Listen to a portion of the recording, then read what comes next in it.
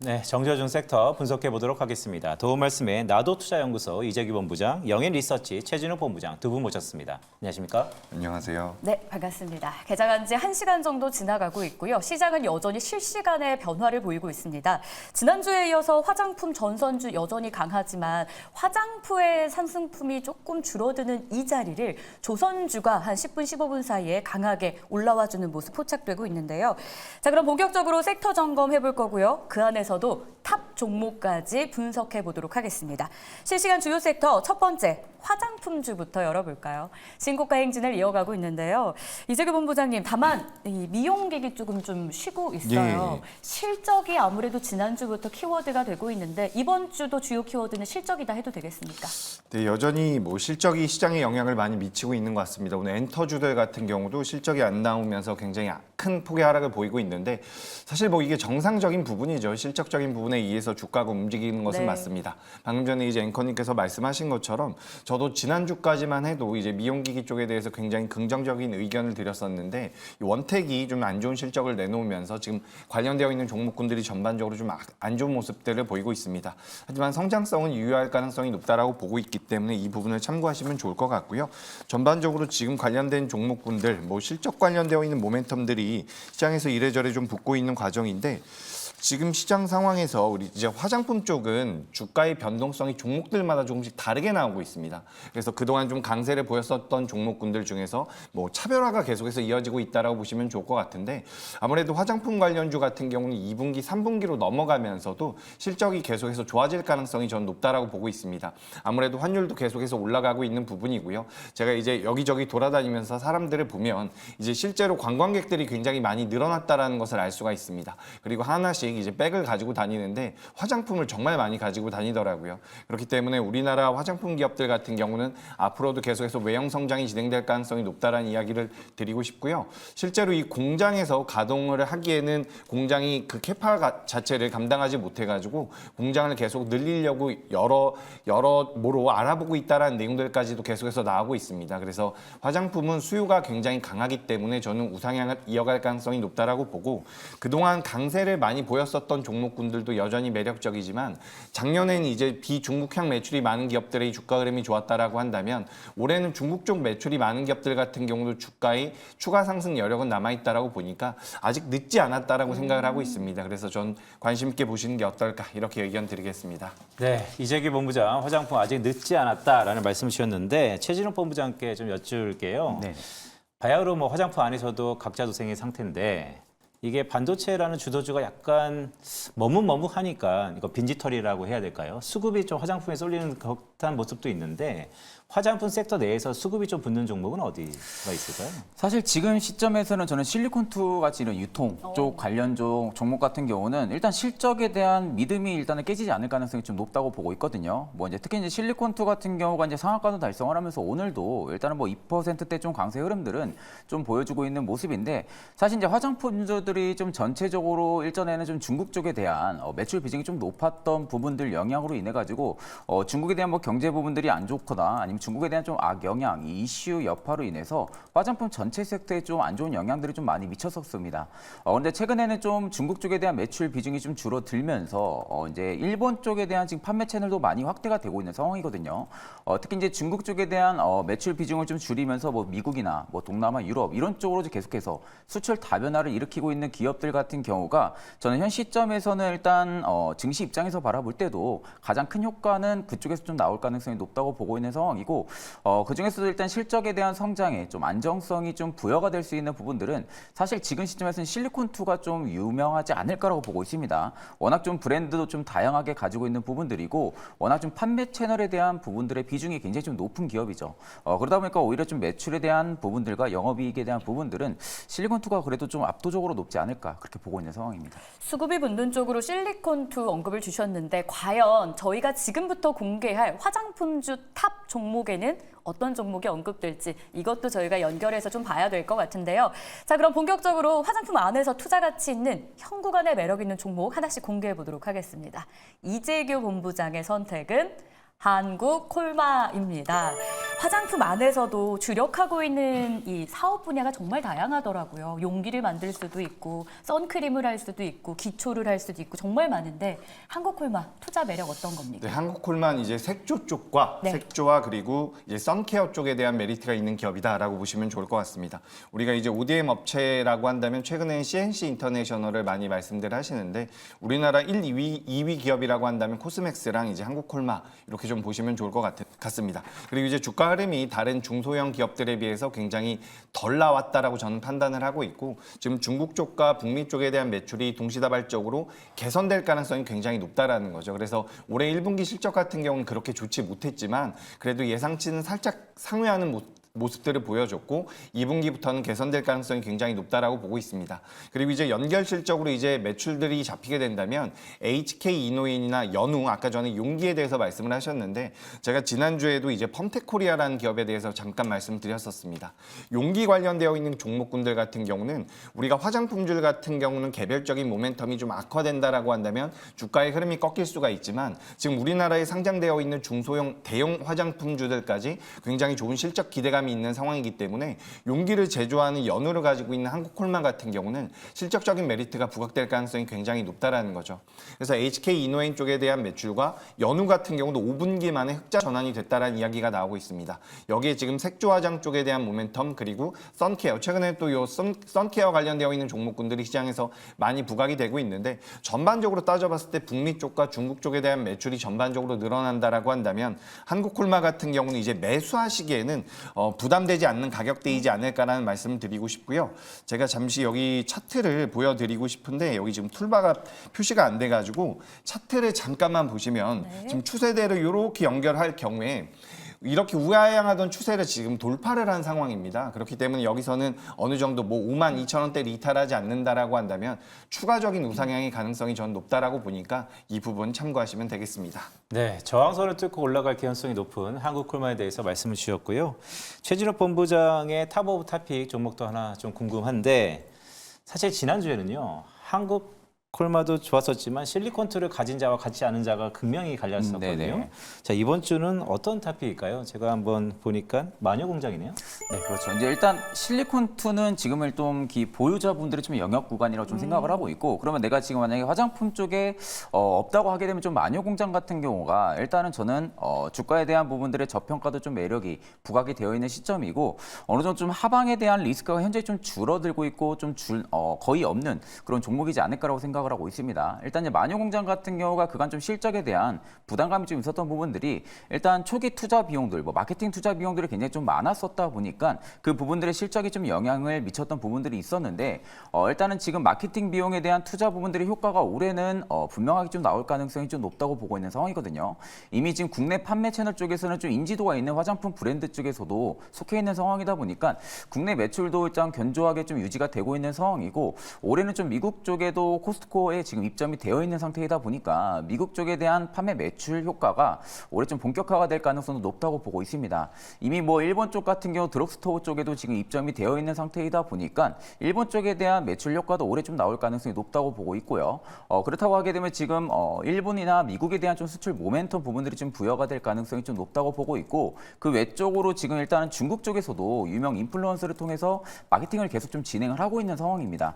그렇다고 하게 되면 결국 이제 수출에 대한 다변화 현상들이 계속 좀 나타나고 있다라는 부분들까지도 엮집어서 볼 때는 오히려 마녀공장의 주가는 앞으로 좀 외형 성장폭에 좀 비례를 했을 때는 현재 좀 주가도 좀 매력적인 구간에 있지 않을까라고 보고 있는 상황입니다.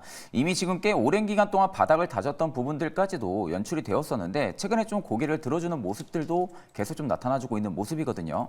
그럼에도 지금 계속해서 방향성을 좀 읽어주려고 하는 이 도지형 캔들들이 계속해서 나와주고 있는 상황이다 보니까 일단 이제 바닥보다는 좀 우상향 기조가 계속 좀 유지가 될 가능성이 높다고 보고 있는 상황입니다. 좋습니다. 화장품주 점검했는데요. 두 분의 탑픽 종목은 각각 갈렸죠. 한국콜마와 마녀공장 함께 체크해 보도록 하겠습니다.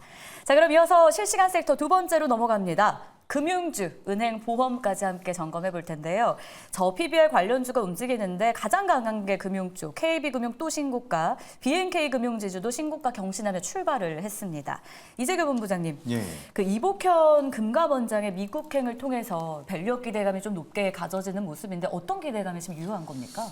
네, 뭐 정책적으로 계속해서 진행하겠다라는 부분들이 부각이 되고 있는 것 네. 같습니다. 우리가 뭐 이번에 총선이 있었죠. 총선 이후에 이 PBR 관련되어 있는 내용들이 부각이 될 것이냐 말 것이냐 말들이 많았지만 실제로 뭐 여야가 같이 이제 합심해서 진행하는 과정 그런 정책이다라고 보시면 좋을 것 같습니다. 그래서 PBR 쪽에 대한 모멘텀들이 시장에서 잠깐 수면 아래로 가라앉는 것 같았지만 다시 한번 지금 시장에서 부각이 되고 있는 이유는 이 기업들이 어쨌든 실적을 굉장히 잘 만들어내고 있다라는 부분이죠.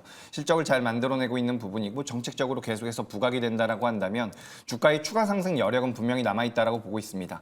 우리나라 같은 경우는 이 밸류업 프로그램에 대해서 일본을 벤치마킹하고 있습니다. 일본 같은 경우도 1년, 2년 차, 3년 차까지 계속해서 진행을 하면서 정책적인 변경이 진행이 됐고 그 과정에서 관련되어 있는 종목군들이 상승을 했었던 것이기 때문에 우리나라 같은 경우도 이게 일시적으로 끝날 가능성은 저는 굉장히 낮다라고 보고 네. 있습니다. 그렇기 때문에 은행 관련주들, 뭐 보험 관련주들 그리고 우리가 이제 저점대에서 좀 공략을 해본다라고 한다면 저는 증권 관련주들도 괜찮다라고 생각을 하고 있으니까 이런 부분 관심 가져보시면 될 것 같습니다. 네, 최진욱 본부장님. 시장에 격언이 있잖아요. 소문에 사고 뉴스에 팔아라. 네. 밸류 프로그램 이면에 오늘 아마 부동산 PF 관련된 뭐 여러 가지 방안이 나올 것 같은데 그 관련돼서 금융주는 좀 어떻게 봐야 될까요? 사실 이제 밸류 프로그램에 대한 전반적인 매력도가 가장 높은 섹터라고 저는 좀 생각을 하고 네. 있거든요.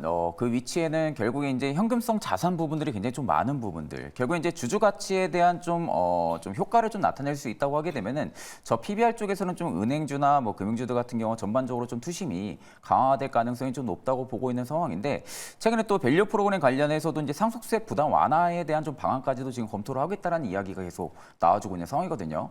그 전엔 좀 오히려 좀 상속세 대한 부담감 때문에 좀 상장자들의 좀 주가도 그렇게 좀 생각보다 관리를 안 하는 기업들도 굉장히 좀 많았었습니다. 근데 일단은 이제 상속세 부담 완화까지도 지금 방안을 한다고 하게 되면은 실질적으로 이제 밸류 프로그램이 좀 전반적으로 시장을 또 주도를 해줄 가능성도 저는 좀 높다고 보고 있는 상황이고 그 안에서도 일단 현금성 자산이 좀 많은 기업들 위주로 좀 봐야 된다고 보고 있거든요. 그에 있어서는 일단 좀 전반적으로 말씀드린 대로 금융주들 같은 경우가 다른 저 PBR주들 대비해서는 오히려 좀 밸류업에 대한 효과를 좀 톡톡하게 보지 않을까 그렇게 보고 있는 상황입니다. 현금성 자산이 높은 종목 위주로 봐야 하는데 대표적으로 금융주가 그 자리를 잘 지켜내고 있다라는 분석입니다. 그렇다면 금융주에 대한 매력, 그 안에서도 어떤 종목이 우리에게 수익을 안겨줄 수 있을까요? 이재규 본부장님의 금융주 탑픽부터 공개하겠습니다. 대장이네요. KB금융 가지고 오셨는데요. 뭐 은행, 보험, 지주사 다 같이 가는데 이 종목이 탑픽인 이유는요? 네, 그 대장주이기 때문에 준비를 해봤습니다. 네. 아무래도 이 은행주 쪽에 대한 모멘텀은 제 생각에는 계속해서 붙을 가능성이 높아요.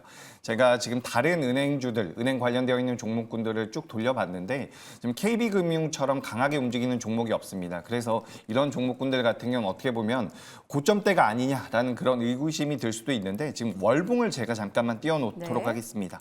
월봉을 띄워놓게 되면 지금 KB금융 같은 경우는 신고가를 돌파하고 가고 있는 상황이에요. 다른 종목들 같은 경우는 아직까지 신고가를 돌파하지 못한 상황이거든요. 근데 우리가 여기서 생각을 해볼 부분 같은 경우는 이 KB금융을 비롯해서 뭐 신한지주라든지 관련되어 있는 종목군들을 개인 투자자분들이 매수해서 이렇게 주가를 올리기는 굉장히 어렵습니다. 그렇다라는 것은 기관이나 외국인 같이 큰 메이저의 자금이 들어온다는 것인데 그 메이저의 자금이 들어와서 직전 고점을 돌파했다라는 것은 의미하는 바가 굉장히 크죠. 그렇기 때문에 앞으로 저 PBR 관련돼서 은행주가 움직인다고 한다면 이 KB금융을 중심으로 해서 움직일 가능성이 굉장히 높다라고 보고 있습니다. 우리가 규모가 좀 작은 기업들을 할 필요도 있겠지만 공략하는 방법도 있겠지만 일단 대장주로서는 전 KB금융을 보시는 게 좋겠다라는 말씀을 드리고요. 이 기업 같은 경우는 뭐 이익률에 대한 부분이라든지 뭐 앞으로의 배당 정책에 대한 부분들 같은 경우도 다른 기업들보다 조금씩 앞서 있다라고 보고 있기 때문에 저는 KB금융을 좀 관심 있게 보셨으면 좋겠고요. 다만 오늘은 너무 많이 올랐기 때문에 네. 요 8만 원대까지 좀 내려온다라고 한다면 그때 공략해 보시는 게 어떨까 이렇게 의견 드리겠습니다. 네, 이재규 본부장이 금융주에서 탑 오브 탑은 KB금융 대장주를 뽑으셨는데 자, 이재규 본부장과 최진욱 본부장이 비슷하면서도 약간 좀 다른 것 같아요. 왜냐하면 대장 아닌 대장, 계속해서 대장 규모가 큰 거를 계속 말씀 주시고 최진욱 본부장은 탑 오브 탑픽 종목을 보니까 제주은행이네요. 네. 약간 낙수 효과가 있다는 건가요? 그렇죠. 이제 낙수 효과 부분들과 일단은 저 PBR 관련해서 은행주들이 부각이 되면 제주은행이 가장 좀 강하게 움직였던 부분들도 최근에 좀 영향을 미쳤던 부분들이 있거든요. 그럼 결국엔 투심 부분들이 저는 일단 꺾이지 않아야 된다고 보고 있습니다. 저 PBR주 내에서도 매력적으로 일단 거래량이 없이 계속해서 증가해주는 종목들도 다소 좀 있는 모습이지만 결국 이제 저 PBR 관련해서 지금 모든 투자자들이 바라보고 있는 투심 이 효과가 가장 좀 클 거라고 보고 있는 상황이거든요. 그 안에서도 일단 이제 제주은행 같은 경우가 수급력도 최근에 굉장히 좀 좋았고. 그렇다고 할 경우 일단은 지금 실적 부분들도 올해 1분기 기점으로 좀 흑자로 전환이 된 상황이고 일단 지금 월봉상에서도 나타난 모습들만 보여도 일단 지금 나가고 있는 매물대가 그렇게 좀 많지 않은 것으로 판단이 듭니다. 그러니까 결국엔 지금도 물량이 담겨져 있다는 부분들이고 외국인들이 계속해서 지금 눌림목에서도 나가지가 않는다라는 부분들은 상대적으로 매력도가 굉장히 좀 높다라는 거죠. 그만큼 이제 저 PBR 관련해서도 계속해서 수급 사이클이 돌아준다고 할 경우에 제주은행 같은 경우도 지금 PBR이 한 1배 수준이 되지가 않는 상황이다 보니까 실제적으로 앞으로 좀 실적 성장 부분들, 뭐 주주가치 재고 부분들까지 좀 고려를 했을 때는 지금의 주가가 좀 절대 높지 않다라고 보는 것으로 판단을 하고 있습니다. 그렇기 때문에 지금 시점에서 저는 오히려 대장주들을 좀 계속해서 지켜볼 필요성이 있다고 보고 있는 상황입니다. 좋습니다. KB금융과 제주은행이 금융주 안에서도 각각의 탑픽으로 선정됐습니다. 참고해 보시고요. 자, 그럼 실시간 섹터 세 번째로 넘어가겠습니다. 이번엔 저희가 두 개의 섹터를 꼽아서 좀 비교 분석을 해보려고 해요. 너무 잘 가서 핫한 전선주 볼 거고요. 이게 계속 떨어지고 있어서 핫하다고 표현하긴 그렇지만 고민과 걱정, 어쩌면 매수 기회가 되지 않을까라고 생각하는 분들을 위해 엔터주도 한번 보도록 하겠습니다. 과연 두 분의 선택은 어디로 향했을지 하나씩 볼 텐데 먼저 전선주 이재규 본부장님 의견부터 간략히 들어볼까요? AI 반도체를 뛰어넘는 상승세예요. 그죠. 전선주 굉장히 좋습니다. 이 종목군들 안 가지고 계시면 좀 스트레스 받으실 것 같은데 맞아요.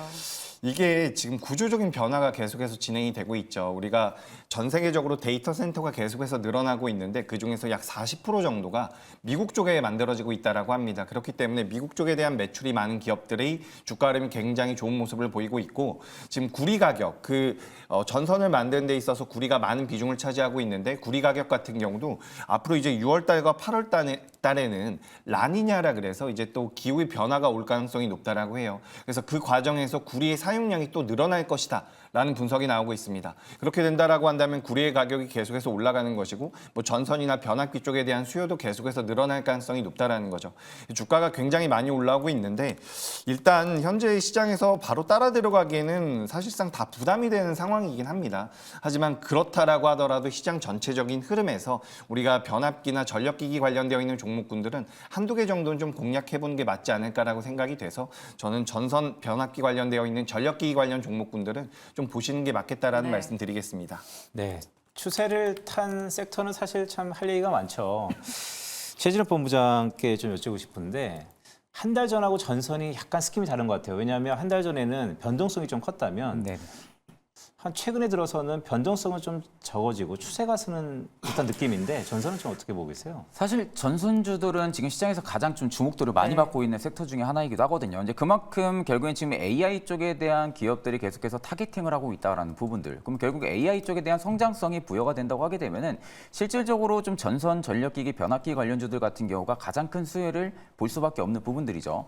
거기에 또 맞물려서 미국 같은 경우도 변압기 교체 수요까지 맞물려 있는 상황이다 보니까 실질적으로 전기에 대한 사용량 부분들은 계속해서 좀 증가를 해줄 가능성은 높을 수밖에 없다고 말씀을 드리겠습니다. 뭐 그 안에서도 결국 이제 데이터 센터의 확충이 계속해서 일어난다고 하게 되면은 워낙 전기 소모량이 많은 상황이다 보니까 실질적으로 전선주들이 가장 큰 수혜를 볼 가능성이 높다고 보고 있는 상황이고 뭐 그 안에서도 결국 이제 전선 쪽에 대한 영업이익이라든지 매출단에 대한 부분들이 높은 기업들 위주로 저는 좀 점검 체크를 해볼 필요성이 있다고 보고 있는 상황입니다. 그러면 엔터주도 한번 여쭤볼게요. 이 본부장님, 저희 하이브발 충격이 사실 엔터주의 가장 뜨거운 이슈 중 하나였는데 지금 이것보다 더 문제가 실적인 것 같아요. 네. JYP 엔터 왜 이렇게 떨어지나요? 실적이 좀 시장의 예상치보다 부진하게 나왔다라고 보시면 좋을 것 같습니다. 그래서 이제 우리가 작년에 엔터 관련주들이 주가 흐름이 굉장히 좋았거든요.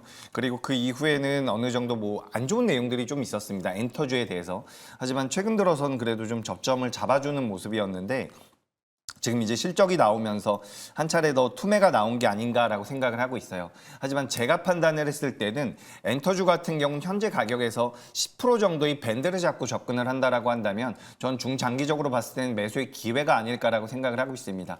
올해 같은 경우 2분기 지나가면서 주력 아티스트들이 복귀를 하고요. 그리고 계속해서 이제 매출이 만들어질 수 있는 구간들, 그리고 지금 시장에서는 잠깐 물밑 아래로 내려갔지만 금리 인하에 관련되어 있는 부분들까지 시장에서 어느 정도 부각이 된다라고 한다면 성장주로서의 위치를 다시 한번 찾을 수 있을 것이다라고 생각을 하고 있습니다. 그래서 이번 주 15일 날 CPI가 나오죠. 거기서 물가지수가 어느 정도 시장의 예상치에 부합이 된다라고 한다면 9월 금리 인하설이라든지 이런 부분들이 나오게 될 것입니다. 그렇게 된다라고 한다면 성장주들은 다시 한번 반등의 가능성이 있다라고 보니까 참고하시면 되겠습니다. 네, 이재규 본부장은 엔터를 성장주에 좀 가깝게 파악하고 계시는군요. 자, 최진욱 본부장, 오늘 헤지 펀드들은 전선 롱이고 엔터 숏이거든요. 네네. 엔터는 계속해서 어떻게 좀 보고 계세요? 사실 지금 시점에서 매수하기는 좀 부담이 저는 좀 있다고 보고 있는 상황이거든요. 특히 뭐 JYP도 오늘 좀 가장 큰 폭으로 빠지고 있는 부분들이 주요 아티스트들의 활동이 지금 계속해서 감소하고 있다라는 부분들. 결국에 주력 IP 중에 하나의 스트레이키즈 같은 경우도 일단은 3분기에 컴백이 예정이 되어 있는 상황이고요. 그럼 결국에 영업에 대한 판매량 부분들은 3분기 이후 실적이 좀 반영이 될 가능성이 높다고 보고 있고, 그러면 지금의 주가에서 굳이 많이 떨어졌다고 해서 좀 매수로 가담을 해서 붙어줄 그럴 구간은 아니라고 생각을 하고 있습니다. 그러니까 워낙 지금 이제 앨범 연초부터 엔터주들이 좀 실적이 좀 부진했던 부분들, 역성장 앨범 판매량이 역성장했던 부분들이 주가에 계속해서 좀 반영이 됐었던 부분들도 있고요.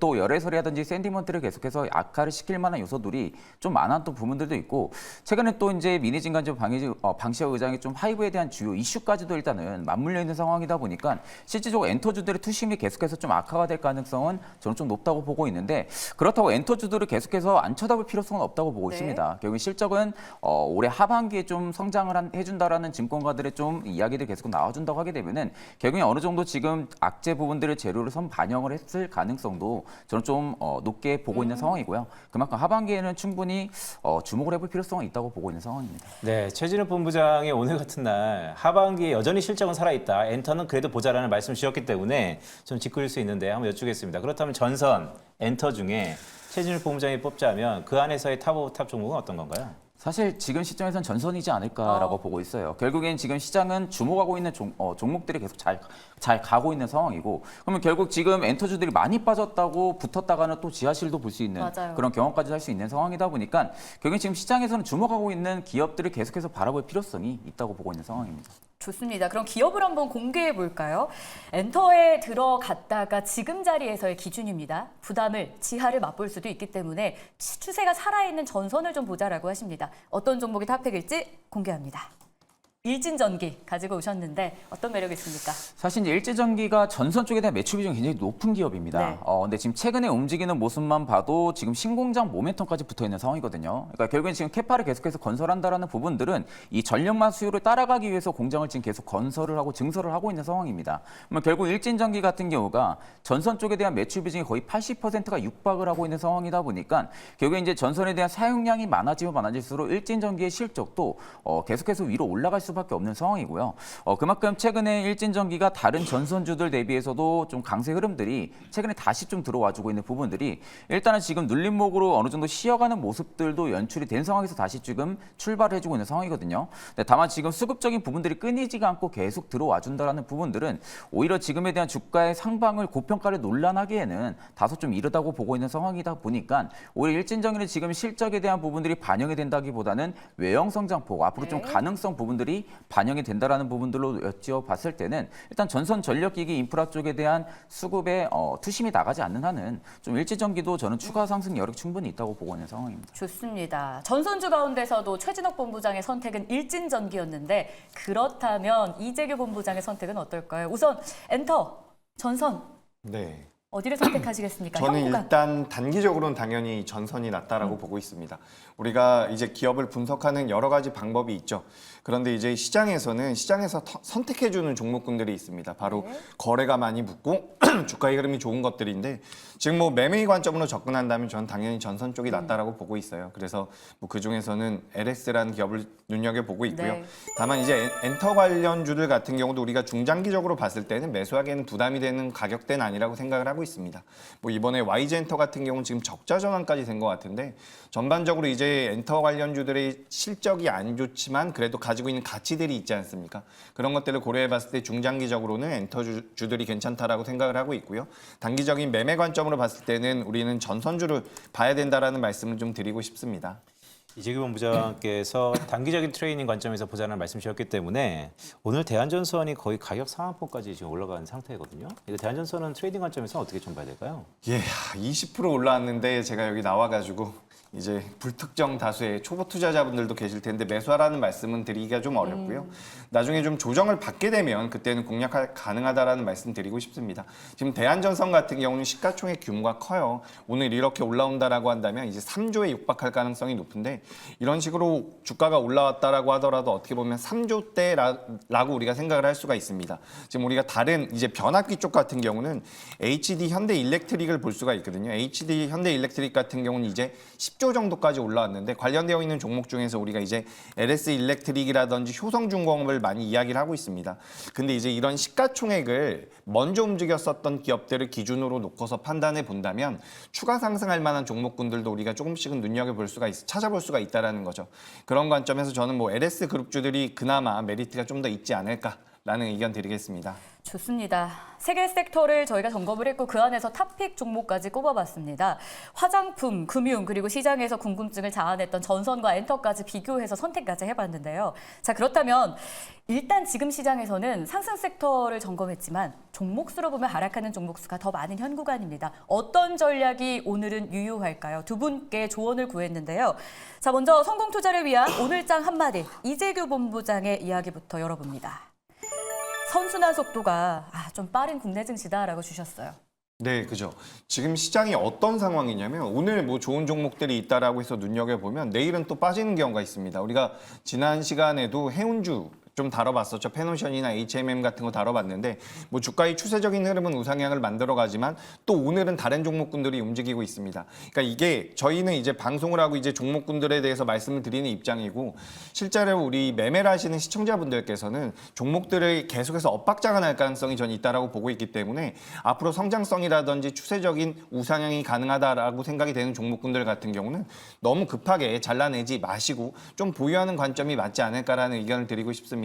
그래서 너무 빠르게 움직이고 있기 때문에 좀 안정적으로 대응을 하셨으면 좋겠다라는 말씀 드리겠습니다. 좋습니다. 선순환 속도가 너무 빠른 국내 증시 안정적으로 저희가 포트폴리오를 구성하려면 이 순서가 가장 기다리시고 궁금하실 순서가 될 것 같아요. 자, 오늘장 이재규 본부장님의 선택은 이랬어요. 한국콜마, KB금융, LS. 이 중에서도 탑 중에 탑을 골라주셨습니다. 사실 지난주 수요일에 데브시스터즈를 탑 오브 탑으로 선택하셨는데 네. 이후 급등세가 좀 나오고 있다 보니까 많이들 오늘의 선택도 기다리시지 않을까 싶어요. 이재규 본부장님의 탑 오브 탑은 이 종목입니다. 화장품주 안에서 선택되네요. 한국콜마.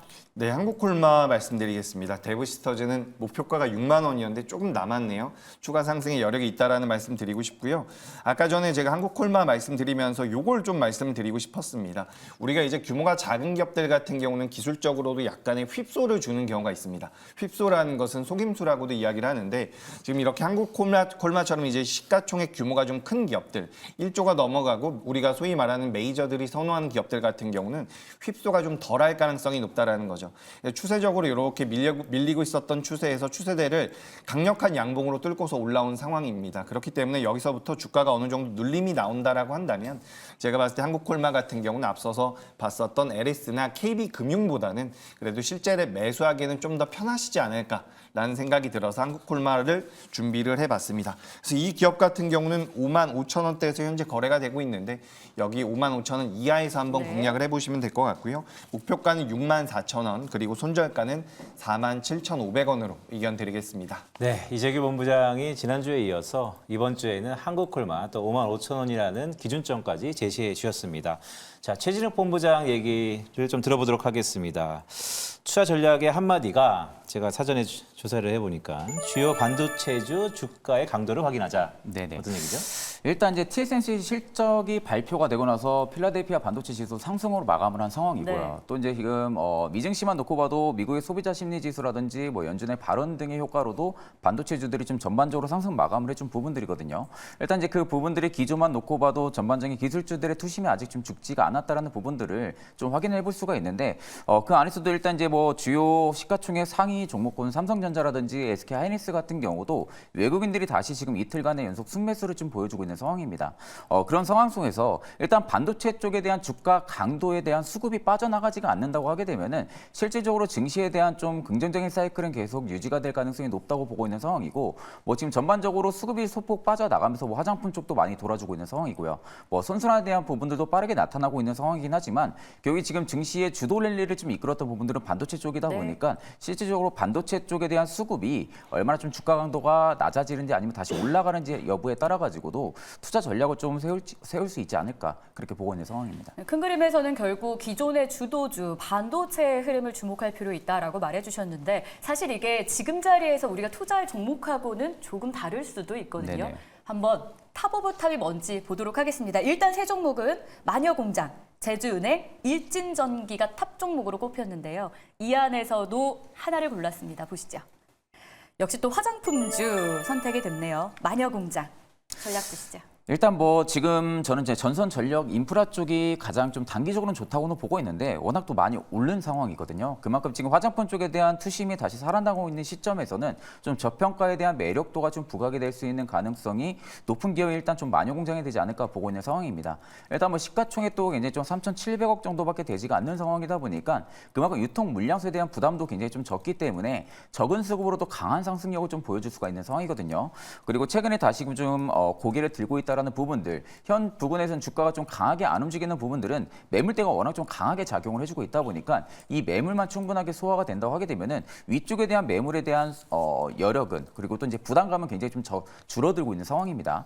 그렇기 때문에 윗매물에 대한 부분들은 많지가 않은 상황에서는 오히려 시가총액 또 낮은 상황이어서 주가에 대한 수급력, 이 퍼포먼스는 좀 강하게 나타날 가능성이 좀 높다고 보고 있는 상황이다 보니까 화장품 쪽에 대한 전반적인 투심이 빠지지가 않는다고 하게 되면은 저는 오히려 저평가 매력도가 좀 부각이 되어 있는 마녀공장 같은 경우는 주목해볼 필요성이 있지 않을까 그렇게 보고 있습니다. 가격 전략은요?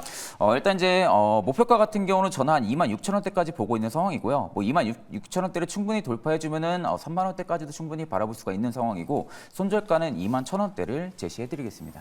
네, 오늘 전반적으로 뭐 금융도 봤고 화장품도 봤고 전설 엔터까지 쭉 봤는데 그래도 공교롭게 두 본부장님이 화장품에 네. 대해서 상당히 주목하는 모습이었습니다.